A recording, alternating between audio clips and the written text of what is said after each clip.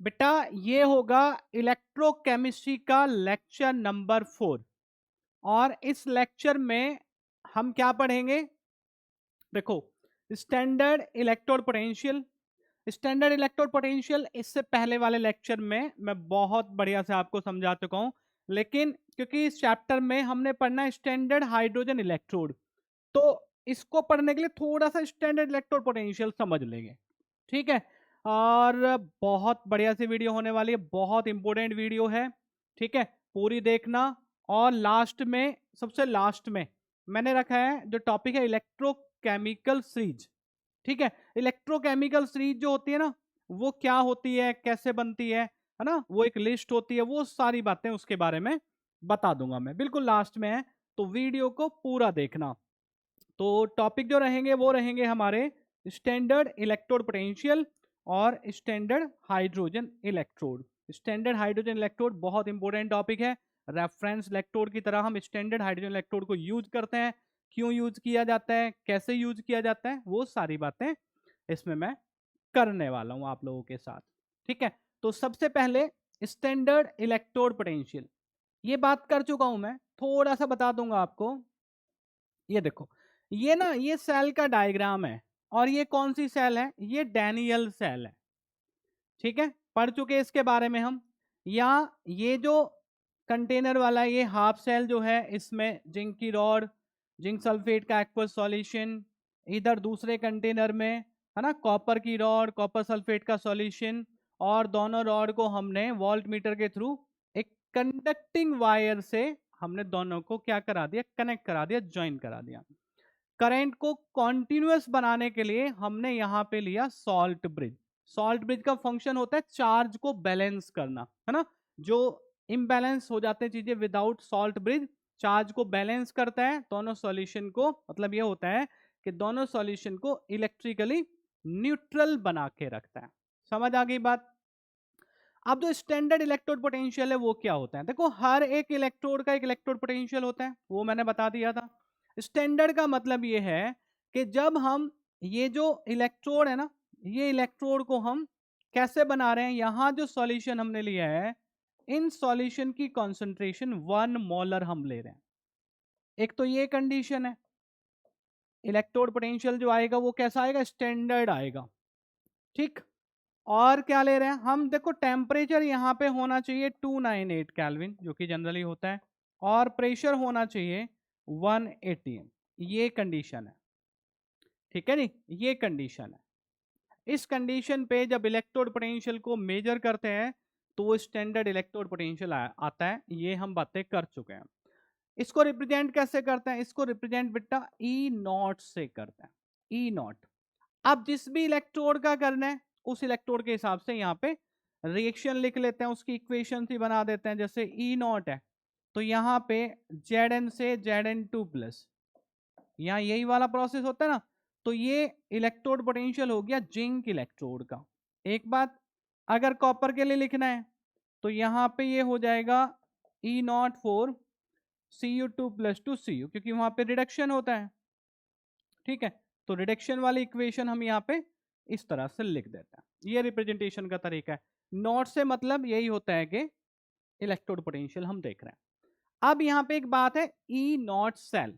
E not cell का मतलब है स्टैंडर्ड सेल पोटेंशियल, ये भी बात समझ लो। इसके बाद आपका स्टैंडर्ड हाइड्रोजन इलेक्ट्रोड की बात हम कर लेंगे।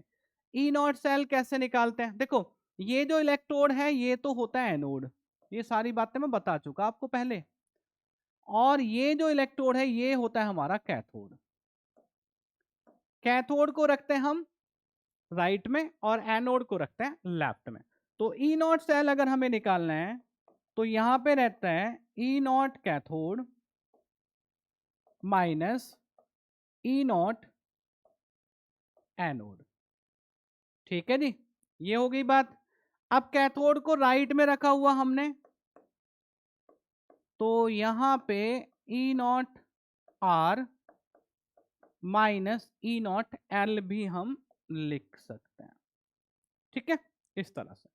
तो ये दोनों का डिफरेंस होगा। अब यहाँ पे एक छोटी सी बात और ध्यान रखनी है आप बच्चों को, कि ये जो E naught cathode E naught anode है ना, ये दोनों रिडक्शन पोटेंशियल है। आईयूपीएसी इस चीज को एक्सेप्ट करती है कि जो भी हम इलेक्ट्रोड पोटेंशियल की बात करते हैं वो रिडक्शन पोटेंशियल होता है। वैसे यहाँ पे ऑक्सीडेशन पोटेंशियल आता है, यहाँ पे रिडक्शन पोटेंशियल आता है, और मैंने यहाँ पे रिप्रेजेंटेशन भी ऑक्सीडेशन पोटेंशियल रिडक्शन पोटेंशियल के हिसाब से करा है।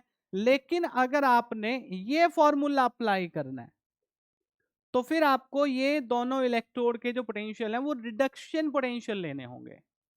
ठीक, रिडक्शन पोटेंशियल आप लेंगे। समझ गए बेटा? तो ये बात तो ही स्टैंडर्ड इलेक्ट्रोड पोटेंशियल की, और इसकी जरूरत अभी स्टैंडर्ड हाइड्रोजन इलेक्ट्रोड में हमें पढ़ने वाली है। ठीक है, बात समझ में आ गई? चलो, स्टैंडर्ड हाइड्रोजन इलेक्ट्रोड की जरूरत क्यों पड़ती है, तो यहां पे मैंने हेडिंग दिया measurement of standard electrode potential. Measurement of standard electrode potential. अब ये सेल देख लो आप, एक ही सेल है हमारे पास। अब ये सेल में क्या है कि यहाँ पे दो इलेक्ट्रोड है। अब ये कैसे बने, एक इलेक्ट्रोड ये दूसरा इलेक्ट्रोड। पहले क्या था हमारे पास, पहले हमारे पास देखो ये एक कंटेनर, इसमें एक तो हमने की रॉड डिप, और जिस मेटल की रॉड हमने ली है उसी मेटल का हमने यहां सॉल्ट लेके एक्वस सॉल्यूशन ले लिया। ठीक है जी, ये ले लिया एक्वस सॉल्यूशन, और ये हमने एक रॉड डिप कर दी। कोई भी मेटल हो सकता है ये। ठीक है, फॉर एग्जांपल ये हो गया M4 मेटल, और ये सॉल्यूशन हो गया आपका M के किसी सॉल्ट का एक्वस सॉल्यूशन। ठीक, Mn प्लस इसमें इंटरफेस जो बनेगा M और Mn प्लस का बनेगा। अब ये हमारे पास एक इलेक्ट्रोड है, एक इलेक्ट्रोड। पहले ऐसे ही होता है ना, अलग अलग इलेक्ट्रोड होते हैं, फिर हम वायर लगाते हैं ना, सॉल्ट ब्रिज लगाते हैं, तभी तो सेल बनती है। तो ये सेल बनने से पहले एक इलेक्ट्रोड है। अब हम कहते हैं कि भाई ये तो हो गया एनोड, ये हो गया कैथोड, जो बाई कन्वेंशन होता है प्लेस करने का यहाँ पे तरीका। लेकिन इसका भी इलेक्ट्रोड पोटेंशियल की बात करते हैं, इसके भी इलेक्ट्रोड पोटेंशियल की बात करते हैं, यहाँ पे की ना हमने भी, इसका इलेक्ट्रोड पोटेंशियल, इसका इलेक्ट्रोड पोटेंशियल। तो इसका इलेक्ट्रोड पोटेंशियल, इसका इलेक्ट्रोड पोटेंशियल, ये इलेक्ट्रोड पोटेंशियल निकलते कैसे हैं, है ना, इनको डिटरमाइन कैसे करते हैं, इनको मेजर कैसे करते हैं, यही हमारी हेडिंग है। और यहीं से बात आती है स्टैंडर्ड हाइड्रोजन इलेक्ट्रोड की।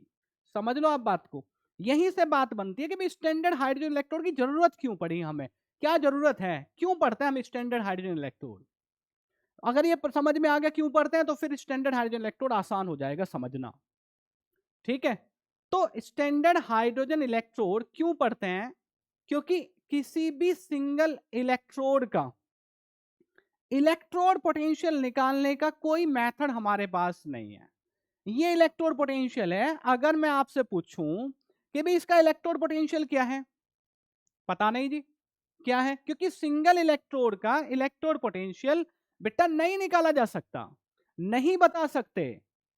ठीक है, अब क्या बता सकते हैं, फिर हम केवल सेल पोटेंशियल बता सकते हैं। यानी कि जो वोल्ट मीटर यहां पे लगा हुआ है, यहां जो रीडिंग आएगी उस रीडिंग को देख के हम बता सकते हैं कि यहाँ पे क्या रीडिंग है। और ये वोल्ट मीटर जो देता है ये बताता है आपको सेल पोटेंशियल।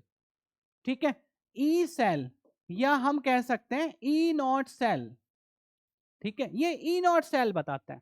और ई नॉट सेल क्या होता है, अभी पिछले वाले पेपर में बता के आया मैं, पिछली वाली स्लाइड में। ई नॉट सेल होता है ई नॉट आर यानी कि cathode minus E naught anode. समझ लो आप बात को, E naught cathode minus E naught anode, यानी कि डिफरेंस हमको बताता है वोल्ट मीटर, डायरेक्शन बताता है करंट की या इलेक्ट्रॉन के फ्लो की, बात तो एक ही रहेगी। तो ये रीडिंग से हमको सेल पोटेंशियल पता चलता है, स्टैंडर्ड सेल पोटेंशियल पता चलता है। तो इस इलेक्ट्रोड का पोटेंशियल कितना है, इस इलेक्ट्रोड का पोटेंशियल कितना है, ये कैसे पता चले। अब ये कैसे पता चलेगा, क्योंकि अलग अलग तो भी पता नहीं कर सकते, हम तो दो इलेक्ट्रोड को कपल करा लेते हैं, फिर सेल का पोटेंशियल यहां पे रीडिंग पढ़ लेते हैं, तो हमको सेल पोटेंशियल पता चल जाता है बस। तो इसका तरीका क्या है, इसका तरीका यह है कि ये सेल हमको ऐसे दो इलेक्ट्रोड की बनानी चाहिए। कैसे, हमको ऐसे दो इलेक्ट्रोड की ये सेल बनानी चाहिए जिनमें से एक इलेक्ट्रोड का इलेक्ट्रोड पोटेंशियल हमको पहले से पता हो। ठीक है। अब सर आप तो कह रहे हो कि भी सेल पोटेंशियल तो single electrode, sorry electrode potential तो हम सिंगल इलेक्ट्रोड का निकाल ही नहीं सकते, फिर इन दोनों में से किसका कैसे पता होगा? हाँ, इसीलिए जरूरत पड़ी स्टैंडर्ड हाइड्रोजन इलेक्ट्रोड की, जिसको हम as a reference electrode use करते हैं। समझ गए मेरी बात? क्लियर होगी? यहां हमारे पास जो दो इलेक्ट्रोड हैं, इनका अलग अलग इलेक्ट्रोड पोटेंशियल कितना है ये हम नहीं बता सकते, ये हम मेजर नहीं कर सकते, इसको डिटरमाइन करने का हमारे पास कोई मेथड नहीं है। ठीक है। इंडिविजुअल इलेक्ट्रोड का इलेक्ट्रोड पोटेंशियल नहीं बता सकते। क्या बता सकते हैं? ये वोल्ट मीटर हमको सेल पोटेंशियल की रीडिंग देता है। तो क्या करें, इन दोनों इलेक्ट्रोड में से कोई इलेक्ट्रोड ऐसा ले लें जिसका इलेक्ट्रोड पोटेंशियल पहले से पता हो। तो अगर एक का पता होगा, अब ये बात सुनो ध्यान से, एक का पता होगा, दूसरे का निकाल लेंगे। कैसे निकाल लेंगे? क्योंकि यहां दो हैं। अब देखो ये ई नॉट सेल हमको पता चल गया, ई नॉट कैथोड या ई नॉट एनोड, इनमें दोनों में से एक पता होगा तो एक निकल जाएगा। तीन क्वांटिटी है, तीन में से दो पता है, एक पता कर लेंगे। तो जिस इलेक्ट्रोड का इलेक्ट्रोड पोटेंशियल नहीं पता, उसका इलेक्ट्रोड पोटेंशियल उस इलेक्ट्रोड पोटेंशियल के साथ उसको कपल करके पता कर सकते हैं जिसका इलेक्ट्रोड पोटेंशियल पहले से पता है। तो ये कौन सा इलेक्ट्रोड है जिसका इलेक्ट्रोड पोटेंशियल हमें पहले से पता है? यही है हमारा स्टैंडर्ड हाइड्रोजन इलेक्ट्रोड, जिसको हम as a reference electrode use करते हैं। बात समझ में आ गई? एज अ रेफरेंस इलेक्ट्रोड हम उसको यूज करते हैं। तो इनमें से एक इलेक्ट्रोड होगा स्टैंडर्ड हाइड्रोजन इलेक्ट्रोड, और दूसरा होगा जिसका इलेक्ट्रोड पोटेंशियल हमें पता करना होता है। क्लियर हो गई इतनी बात? अब हम ये देख लेते हैं कि भाई स्टैंडर्ड हाइड्रोजन इलेक्ट्रोड होता क्या है। अच्छा, ये डायग्राम पहले से यहाँ बना हुआ है, ठीक है। मैं इस डायग्राम को रब करता हूँ और मैं डायग्राम आपके लिए दोबारा से बनाऊंगा, तभी ये बातें हमको समझ में आएगी।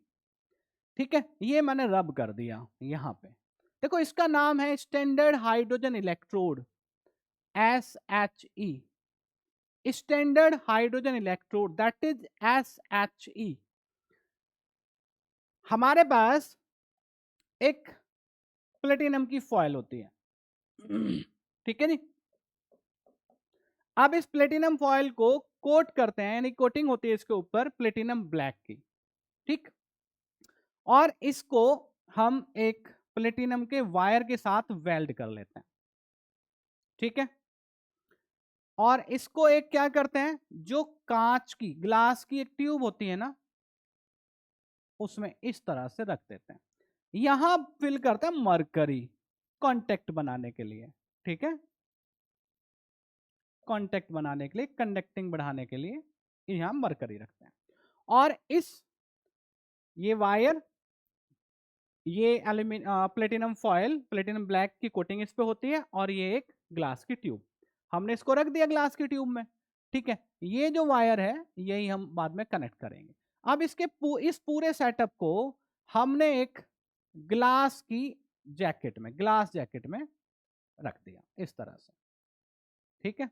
और यहां से आएगी आपकी हाइड्रोजन गैस, इस तरह से कुछ बना लो आप इसको, ये पूरा ग्लास का है, ठीक है। और इसको एक कंटेनर में, बड़े से कंटेनर में आपने इस तरह से, जैसे मैंने डायग्राम बनाया हुआ था अभी जो रब किया है, इस तरह, ठीक है। समझ आ गई बात? अब ये हाइड्रोजन इलेक्ट्रोड है। देखो जिंक इलेक्ट्रोड कैसे बनते हैं। जिंक की जो रॉड है, जिंक मेटल की जो रॉड है, इसको डिप करते हैं जिंक सल्फेट के सॉल्यूशन में।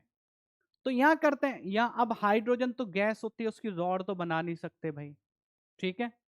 तो यहां हमें हाइड्रोजन का कोई मतलब इस तरह का कंपाउंड हमें लेना है जिसका एक्वस सॉल्यूशन बना लें। तो यहां पे होता है HCl का सॉल्यूशन, HCl का सॉल्यूशन। अब स्टैंडर्ड कंडीशन में जो सॉल्यूशन है उसकी कॉन्सेंट्रेशन क्या होनी चाहिए, बहुत देर से पढ़ते हुए आ रहे हैं, 1m। ये HCl का सॉल्यूशन है भाई। तो कॉन्सेंट्रेशन किसकी कितनी, इसकी 1MHCl। 1MHCl का मतलब क्या है? HCl क्या होता है? H प्लस और Cl आयन में टूट जाता है, यानी कि यहाँ पे H प्लस आयन प्रेजेंट है। तो इंटरफेस कैसे बनेगा? यहां से आप हाइड्रोजन गैस पास करो, ठीक है, हाइड्रोजन गैस की सप्लाई यहां से होगी, हाइड्रोजन गैस यहां आएगी, और ये जो प्लेटिनम ब्लैक है, ये यहां प्लेटिनम की फॉयल, इसमें हाइड्रोजन गैस होगी एडजॉर्ब। और ये किसके कांटेक्ट में है? ये कांटेक्ट में हाइड्रोजन आयन के। सुन लेना आप, क्योंकि इस सॉल्यूशन के अंदर हाइड्रोजन आयन, हाइड्रोजन गैस यहां आई, इसने एडजॉर्ब की। एडजॉर्ब का मतलब होता है कि जो फॉयल है उसके ऊपर हाइड्रोजन गैस चिपक जाती है, ठीक है ना, और हाइड्रोजन गैस और हाइड्रोजन आयन का बन गया कांटेक्ट। तो आप देखो बिल्कुल इस तरह की चीज बन गई ना, जैसे जिंक और जिंक आयन का कांटेक्ट बना, जिंक और जिंक आयन का इंटरफेस बना, इसी तरह से यहां बनता है। तो ये हाइड्रोजन गैस यहां से आती है, और यहां जो एक्सेस में रहती है, जितनी एडजॉर्ब होती है उतनी एडजॉर्ब हो जाती है।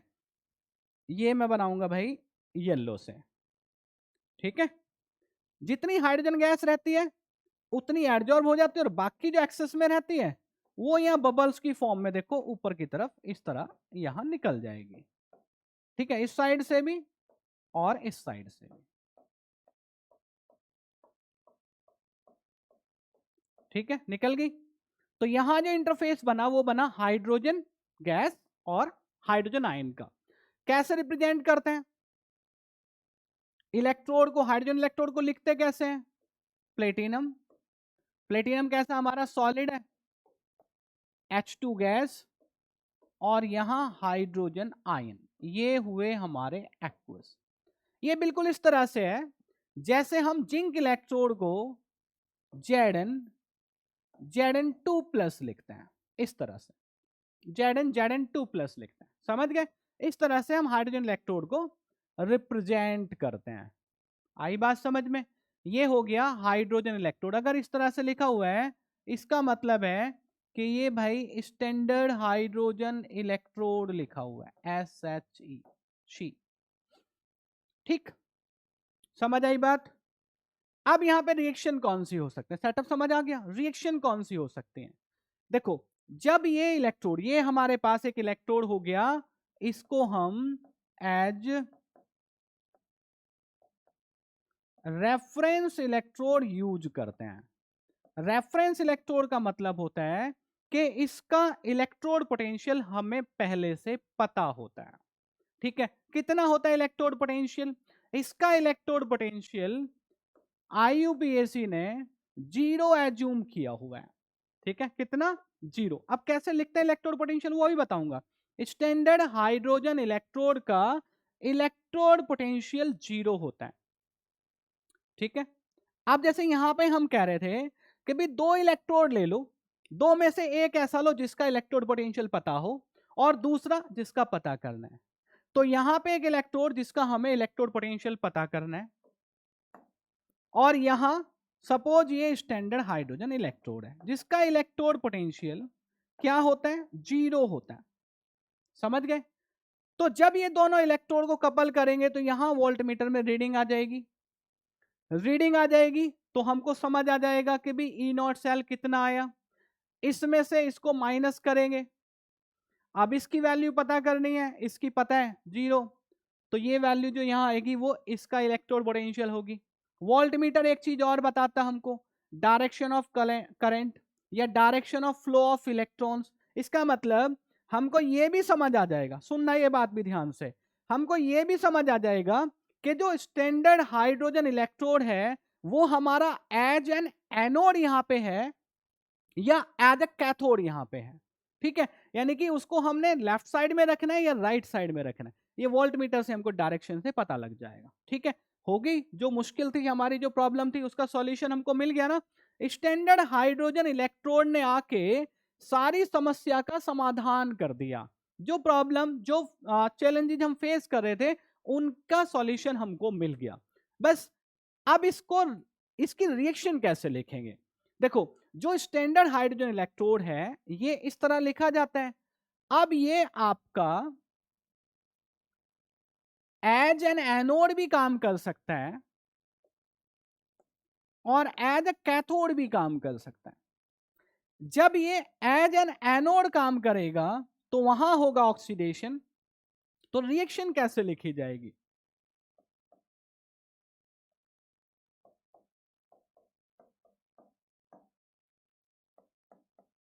ये रिएक्शन होगी एनोड वाली।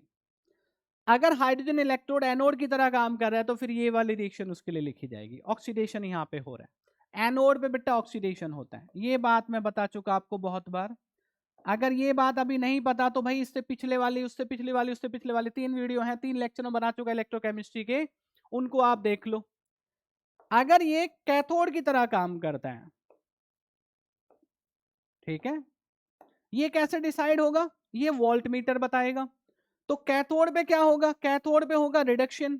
तो रिडक्शन की रिएक्शन लिखनी होगी, इसकी रिवर्स रिएक्शन लिख दो आप, H प्लस प्लस इलेक्ट्रॉन। ठीक है जी। अब सुनो बात ध्यान से, है ना, समराइज करता हूं। स्टैंडर्ड हाइड्रोजन इलेक्ट्रोड को इस तरह तो करते हैं रिप्रेजेंट, एनोड पे रिएक्शन लिखी जाती है इस तरह, ऑक्सीडेशन वाली। कैथोड पे होता है रिडक्शन, इसको आप लिख दो ऐसे। ठीक, तो रिएक्शन लिखनी होगी आपको, जब सेल रिएक्शन बनानी होगी इनमें से कोई एक रिएक्शन लिखेंगे आप। अब स्टैंडर्ड हाइड्रोजन इलेक्ट्रोड जो है इसका, ये देखो, Pt H2 H प्लस, ये हो गया आपका जीरो, स्टैंडर्ड वाला। स्टैंडर्ड हाइड्रोजन इलेक्ट्रोड यानी कि इलेक्ट्रोड पोटेंशियल, ये कितना लिख दिया? जीरो लिख दिया। ये जीरो एज्यूम किया हुआ है IUPAC ने, वही हम लेके चलेंगे। ठीक है, it is considered as zero. Electrode potential of hydrogen electrode, standard hydrogen electrode, zero. समझ गए? और आपको मेरे हिसाब से कुछ नहीं चाहिए। अब क्या करना है आपको?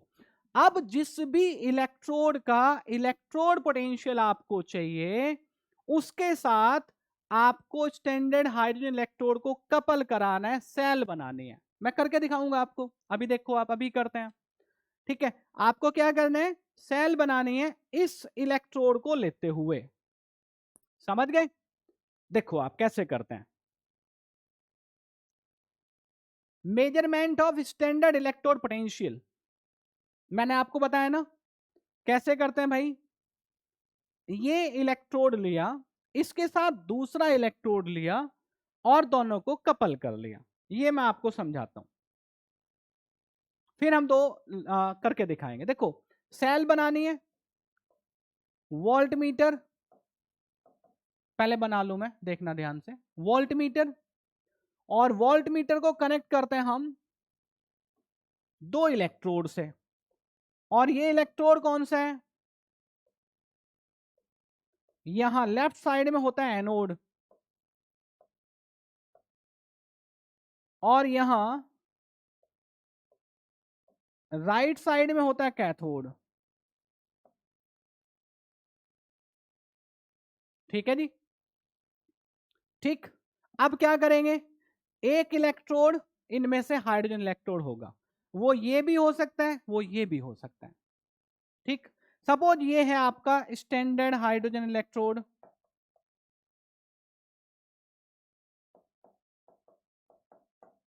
और इस इलेक्ट्रोड का इलेक्ट्रोड पोटेंशियल आपको बताना है। ये आपको देगा ई नॉट सेल, यहां जो रीडिंग आएगी वो तो ई नॉट सेल की वैल्यू आएगी। फॉर्मूला क्या आपका? ये बात बता चुका, वैसे मैं फिर भी आसान कर दूं। E not cell equals E naught cathode minus E naught anode. अब बेटा देखो, ये वैल्यू हमको पता है। कैसे पता है भाई? ये तो जीरो है सर, ये वैल्यू यहां रीडिंग पढ़ लेंगे हम, तो ई नॉट कैथोड निकाल सकते हैं क्या? तो ई नॉट कैथोड आपका आएगा, E naught cathode equals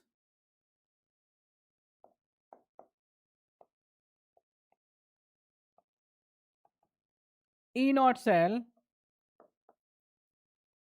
plus E naught anode, है ना। ये ई नॉट एनोड इधर आके प्लस हो गया। अब ये ई नॉट एनोड कितना है, ये तो सर हाइड्रोजन इलेक्ट्रोड था 0, तो देखो ई नॉट सेल के इक्वल ई नॉट कैथोड आ गया। दूसरा केस, अब की बार ये आपका स्टैंडर्ड हाइड्रोजन इलेक्ट्रोड हो गया, इस इलेक्ट्रोड का निकालना है, ये काम हमने करना है। तो स्टैंडर्ड हाइड्रोजन इलेक्ट्रोड ने आपकी जो चीजें है ना वो बहुत आसान कर दी हैं, बहुत आसान, समझ गए। अब देखो कैसे, हम डैनियल सेल पढ़ते हैं, डैनियल सेल में 2 इलेक्ट्रोड पढ़ते हैं, एक जिंक इलेक्ट्रोड, एक कॉपर इलेक्ट्रोड। जिंक इलेक्ट्रोड का जो स्टैंडर्ड इलेक्ट्रोड पोटेंशियल है वो कैसे निकाला, कॉपर इलेक्ट्रोड का जो स्टैंडर्ड इलेक्ट्रोड पोटेंशियल की वैल्यू है वो कैसे पता चली, ये reference electrode standard hydrogen electrode को यूज करके पता चली। देखो कैसे, फिर समझो आप, ये बेटा वोल्ट मीटर हमारे पास है ना, उसी तरह का सेटअप फिर बनाऊंगा मैं, वोल्ट मीटर। वोल्ट मीटर हमको ई नॉट सेल देगा, ये यहां पे एनोड,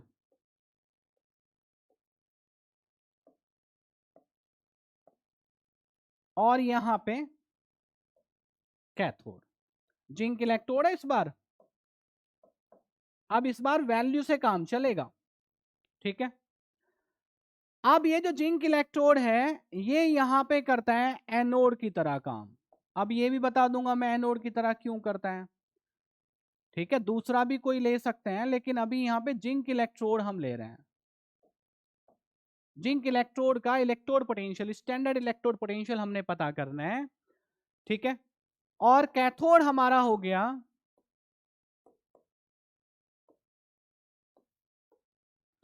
स्टैंडर्ड हाइड्रोजन इलेक्ट्रोड, ये ठीक है।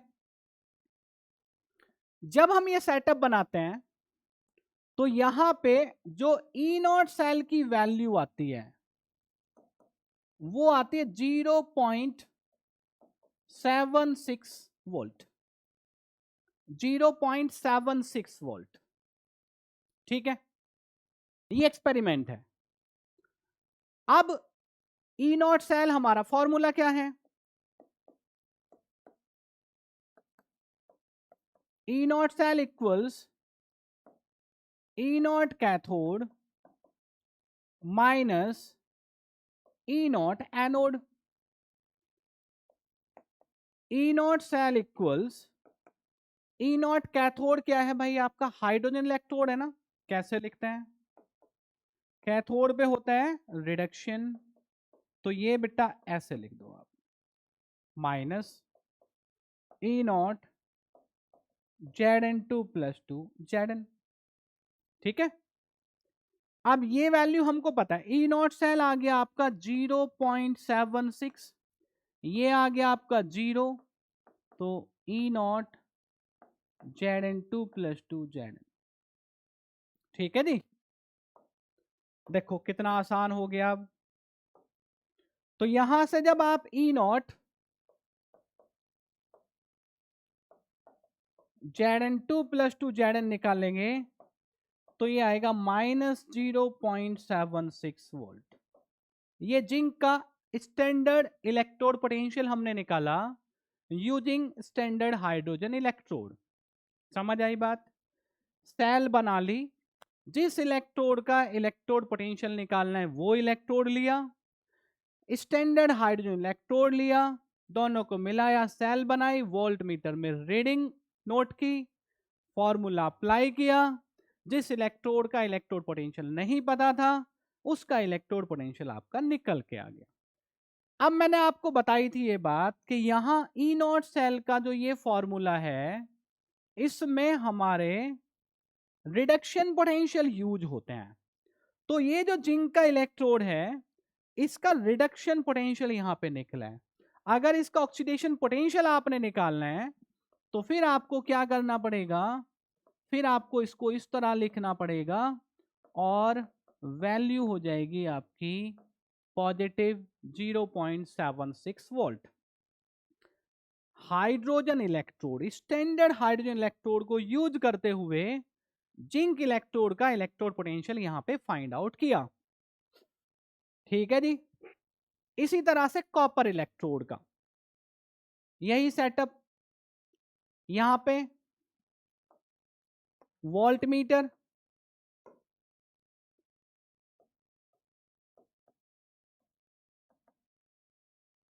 वोल्ट मीटर लिया, वोल्ट मीटर को कनेक्ट किया एनोड के साथ, और यहां पे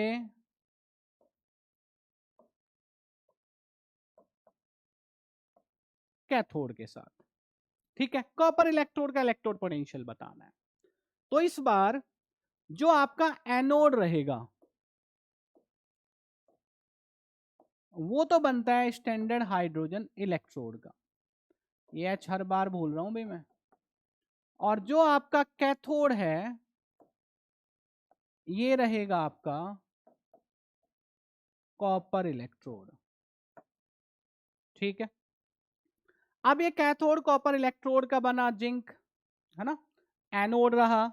ये हमको पता चलता वोल्ट मीटर से। मैंने कहा ना वोल्ट मीटर क्या देता है हमको, डायरेक्शन देता है, direction of current, direction of flow of electrons, है ना, दोनों एक दूसरे के अपोजिट होते हैं। तो हमको ये पता चल जाता है कि कौन सा इलेक्ट्रोड एनोड की तरह बिहेव कर रहा है, कौन सा इलेक्ट्रोड कैथोड की तरह बिहेव कर रहा है। ठीक है, तो जब ये एनोड है तो इसको कैसे लिखेंगे भाई, इसका इलेक्ट्रोड पोटेंशियल ऐसे लिखा जाएगा, और यहां पे ई नॉट Cu2 + 2 Cu। ठीक है, फॉर्मूला लगाएंगे, E not cell equals E naught cathode minus E naught anode. अब क्या चाहिए, अब ई नॉट सेल की रीडिंग चाहिए। जब वोल्ट मीटर में रीडिंग पढ़ते हैं सेटअप की तो ये आता है 0.34 volt E not cell for this setup, जब स्टैंडर्ड हाइड्रोजन इलेक्ट्रोड और कॉपर इलेक्ट्रोड की सेल बनाते हैं स्टैंडर्ड कंडीशन में। तो स्टैंडर्ड सेल पोटेंशियल 0.34 वोल्ट आता है। इसका इलेक्ट्रोड पोटेंशियल 0। अब देखो यहां मैंने ऑक्सीडेशन दिखाने के लिए ऐसा लिखा था, लेकिन क्योंकि ये तो रिडक्शन पोटेंशियल यूज होगा तो ये बात हमको पता होनी चाहिए कब हमको कैसे लिखना है। ठीक है, तो लिख दो, तो E not cell equals E naught Cu2 + 2 Cu minus E naught, क्या लिखना है, इलेक्ट्रोड पोटेंशियल रिडक्शन वाला H + 2 H2। ये कितनी वैल्यू आई, 0.34, 0.34। ये कितनी वैल्यू है सर, इसकी वैल्यू नहीं है, इसकी तो फाइंड आउट करनी है। इसकी कितनी वैल्यू है, ये तो स्टैंडर्ड हाइड्रोजन इलेक्ट्रोड है, 0 होगी। तो आप बताओ ई नॉट Cu2 + 2 Cu इक्वल्स कितना आ गया, 0.34 वोल्ट, 0.34 वोल्ट। समझ गए, कितनी इंटरेस्टिंग बात है, बहुत इंटरेस्टिंग। भाई जब मैंने ये पढ़ी थी ना केमिस्ट्री में, है ना, तो ये बहुत इंटरेस्टिंग बात मुझे लगी थी, और अभी भी जब भी मैं इसको पढ़ता हूं या बच्चों को पढ़ाता हूं तो सच में मुझे बहुत इंटरेस्टिंग बात ये लगती है। समझो आज इस बात को। ठीक है, अब हमारे पास वैसे तो दो इलेक्ट्रोड हैं, ये देखो, एक तो जिंक वाला, एक कॉपर वाला। इन दोनों के स्टैंडर्ड इलेक्ट्रोड पोटेंशियल निकालना हमने सीख लिया, कैसे कैलकुलेशन करेंगे, किस तरह स्टैंडर्ड हाइड्रोजन इलेक्ट्रोड के साथ इनको कपल कराएंगे सेल बना के। लेकिन क्या स्टैंडर्ड हाइड्रोजन इलेक्ट्रोड का यूज करके केवल जिंक और कॉपर की रॉड का यानी कि इलेक्ट्रोड का इलेक्ट्रोड पोटेंशियल हम बता सकते हैं, और किसी इलेक्ट्रोड का इलेक्ट्रोड पोटेंशियल फाइंड आउट नहीं कर सकते? बेटा बिल्कुल कर सकते हैं, ये तो मैंने जस्ट फॉर एग्जांपल लिए हैं।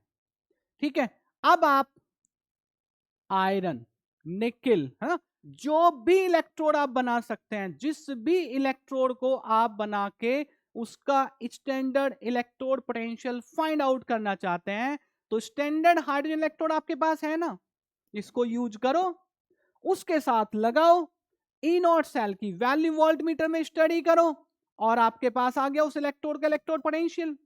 सॉल्यूशन लिया उस जिस मेटल का, ये कोई मेटल है, कोई भी मेटल है, जिस मेटल का इलेक्ट्रोड बनाना चाह रहे हो उसके सॉल्ट का सॉल्यूशन बनाओ, उसको डिप करो, इसको हाइड्रोजन इलेक्ट्रोड के साथ कपल करो, ई नॉट सेल की वैल्यू वोल्टमीटर में पढ़ो और आपको इस इलेक्ट्रोड का स्टैंडर्ड इलेक्ट्रोड पोटेंशियल मिल जाएगा। कितना आसान हो गया काम। तो बहुत सारे इलेक्ट्रोड बनाए, बहुत सारे इलेक्ट्रोड बनाए, क्या कह रहा हूं मैं, बहुत सारे इलेक्ट्रोड बनाए। जब बहुत सारे इलेक्ट्रोड बना के हम क्या करते हैं, उन सब के वन बाय वन हमने इलेक्ट्रोड पोटेंशियल फाइंड आउट किए यूजिंग स्टैंडर्ड हाइड्रोजन इलेक्ट्रोड। अब उसमें किसी की वैल्यू कम आई होगी, किसी की वैल्यू ज्यादा आई होगी। जैसे यहां पे जो जिंक इलेक्ट्रोड है उसकी वैल्यू कितनी आई, -0.76 वोल्ट। इसकी वैल्यू कितनी आई, 0.34 वोल्ट, है ना।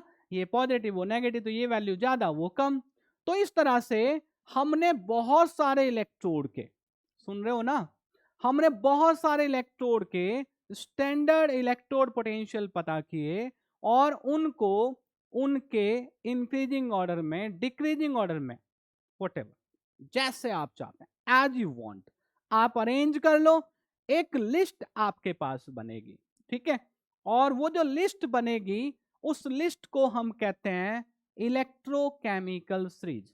इसको हम एक्टिविटी सीरीज भी कहते हैं, है ना। देखो कितनी बढ़िया बात आ गई, समझ आ गई ना इलेक्ट्रोकेमिकल सीरीज क्या है। बहुत सारे इलेक्ट्रोड हैं, उनके इलेक्ट्रोड पोटेंशियल हमें पता है, उनके इलेक्ट्रोड पोटेंशियल को इस तरह से अरेंज कर लिया, ठीक है। जैसे यहाँ फ्लोरीन का इलेक्ट्रोड बनाया, हाइड्रोजन पेरोक्साइड का इलेक्ट्रोड बनाया, MnO4- का बनाया, Cl2 का बनाया, इस तरह से बनाते हुए है ना। O2 Fe2 silver, iron, zinc, iron, cadmium, nickel, lead, ठीक है। वो सब बना के हमने ये बना ली एक सीरीज जिसको हम कहते हैं इलेक्ट्रोकेमिकल सीरीज। क्या मतलब है इसका, this is the list in which some half cells reactions and their reduction potentials are properly arranged in the increasing order of from top to bottom, ठीक है। ये हमने इलेक्ट्रोकेमिकल सीरीज बनाई, इलेक्ट्रोड पोटेंशियल के इंक्रीजिंग ऑर्डर में उन electrode को arrange किया जिनके electrode potential standard hydrogen electrode को यूज करके हमने फाइंड आउट किए। देखो कितना आसान कर दिया आपके लिए काम। तो मैंने कहा था ना कि लास्ट में आपको इलेक्ट्रोकेमिकल सीरीज बताऊंगा। अब इसका इंपॉर्टेंस क्या है, बस ये और समझ लो, एक लास्ट बात आपकी रह रही है। इसका इंपॉर्टेंस ये है कि आपको इसमें से कोई भी दो इलेक्ट्रोड उठाने हैं, कोई भी दो इलेक्ट्रोड, है ना, जो भी आप चाहते हैं। क्योंकि आपको तो क्या चाहिए, एक सेल बनानी है, सेल से आपको करंट चाहिए। इन दो इनमें से दो इलेक्ट्रोड उठाओ जहां से भी आपको लगे कि हमें ये वाली जो दो इलेक्ट्रोड हैं इनको मिला के जो सेल बनेगी ज्यादा करंट हमको मिलेगा, बना लो, ठीक है ना। और बनाने के बाद आपके पास सेल तैयार हो गई, उससे करंट लो और यूज करो, जो इलेक्ट्रिकल गैजेट्स उनको रन करो, खूब बढ़िया मजे करो, ठीक है। ये इसका एप्लीकेशन है, ठीक है। बाकी तो हम पढ़ेंगे इस चैप्टर में, अभी तो फोर्थ लेक्चर हुआ है, इसमें आगे बढ़ेंगे, नेक्स्ट इक्वेशन तक जाएंगे। नेक्स्ट इक्वेशन में इसका बहुत ज्यादा इंपॉर्टेंस है, ठीक है बेटा। तो ये हो गई आपकी electrochemical series, standard hydrogen electrode, बहुत इंपॉर्टेंट टॉपिक है, ये हमने पढ़ लिया। अब तो बस नेक्स्ट इक्वेशन की बारी आ रही है जिसपे हर बार बोर्ड एग्जाम में, कॉम्पिटिटिव एग्जाम में क्वेश्चन पूछे जाते हैं, ठीक है बेटा। चलो मिलते हैं नेक्स्ट वीडियो में। Thank you so much.